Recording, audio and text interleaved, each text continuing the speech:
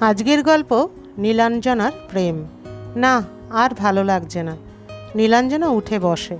গত পরশুদিন থেকে সে জ্বরে ভুগছে। বলতে গেলে সে গত 3 দিন ধরে শুয়েই আছে। ভাগ্যিস জ্বরটা তার এক্সামের পর হলো। 1 সপ্তাহ আগে তার 3rd ইয়ার এক্সাম কমপ্লিট হলো, ফিলোজফি অনার্স।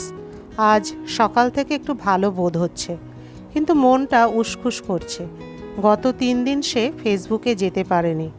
সে নিশ্চয়ই তার জন্য অপেক্ষা করছে। অভিরূপ। না না, অভি নীলাঞ্জনার বয়ফ্রেন্ড নয়। আচ্ছা, বয়ফ্রেন্ডই যদি না হয় তাহলে সে অভির জন্য এত উতলাই বা হচ্ছে কেন?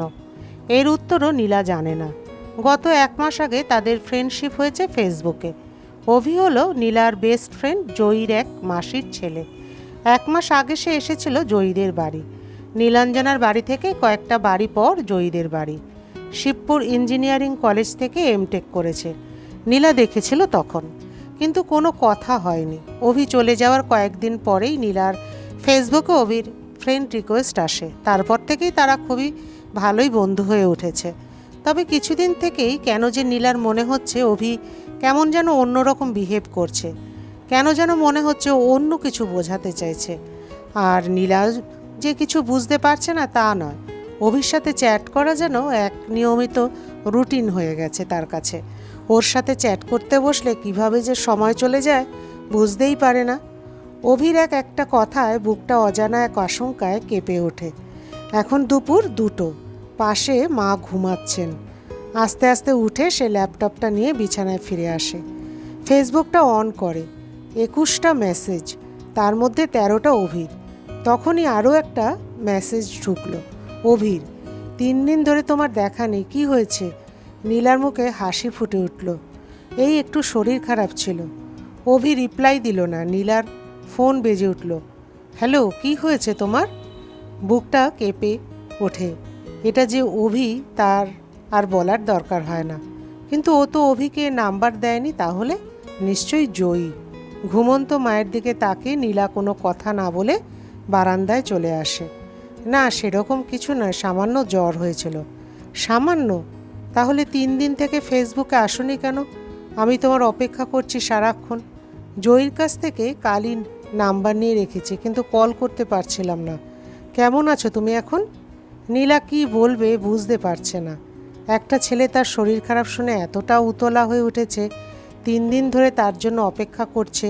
অজানা এক অনুভূতি তাকে চারিদিক থেকে ঘিরে ধরেছে। হ্যালো নীলা, আমার কথা কি শুনতে পাচ্ছ?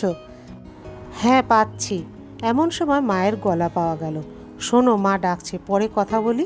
ওকে, কখন ফেসবুকে আসবে? দেখি, রাখো। না, আগে বলো কখন আসবে। আচ্ছা, রাতে আসবো। প্রমিস? প্রমিস। আজ জয়ীর দিদির বিয়ে। অভি এতক্ষণে নিশ্চয়ই এসে গেছে। নীলা একটা হালকা গোলাপি আর সাদা রং কম্বিনেশনের ফ্রক চুড়িদার পরেছে।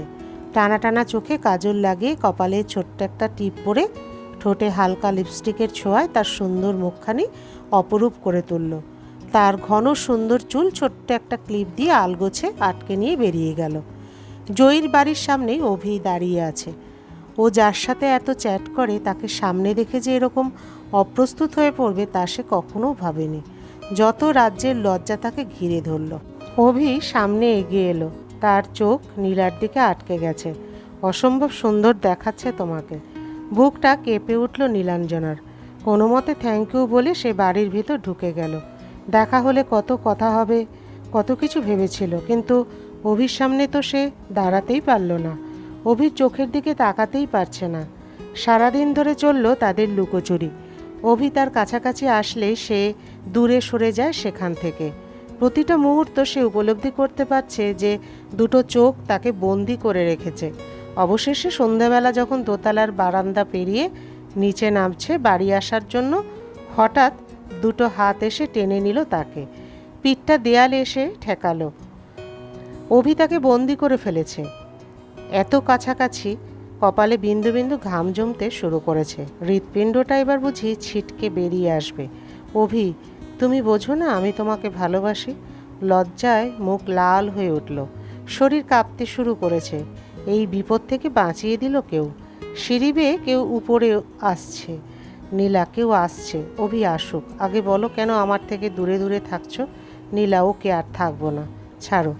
অভির কোনো ভাবান্তর নেই, এক দৃষ্টে তাকিয়ে আছে সে। নীলা, কেন বোঝো না? ভালোবাসি বলেই কাছে যেতে ভয় পাই, বলেই সে নিজেকে কোনো রকমে ছাড়িয়ে সিঁড়ি বেয়ে নামতে থাকে। পিছনে আর ফিরে তাকাবে না সে। নীলা নিজেই বিশ্বাস করতে পারে না এইমাত্র সে অভিকে ভালোবাসি বলে দিয়েছে। ব্যাপারটা অসম্ভব মনে হচ্ছে। জোর কদমে সে বাড়ি চলে আসে। নিজের ঘরে এসে দরজাটা বন্ধ করে। অদ্ভুত এক অনুভূতিতে শিহরিত হয়। বালিশে মুখ ডুবিয়ে বিছানায় নিজেকে এলিয়ে দেয়। প্রথম প্রেমের ভালো লাগার ছোঁয়া সারা শরীর মনকে উদ্ভাসিত করে। কল্পনার সমুদ্রে সে ডুবতে থাকে। ফোন বেজে উঠল। অভি। না, এখন সে রিসিভ করবে না, একটু অপেক্ষা করুক। ভালোবাসায় অপেক্ষারও যে আনন্দ লুকিয়ে থাকে। গল্পের সমাপ্তি এখানে। আবার দেখা হবে পরবর্তী আরেকটি গল্পতে।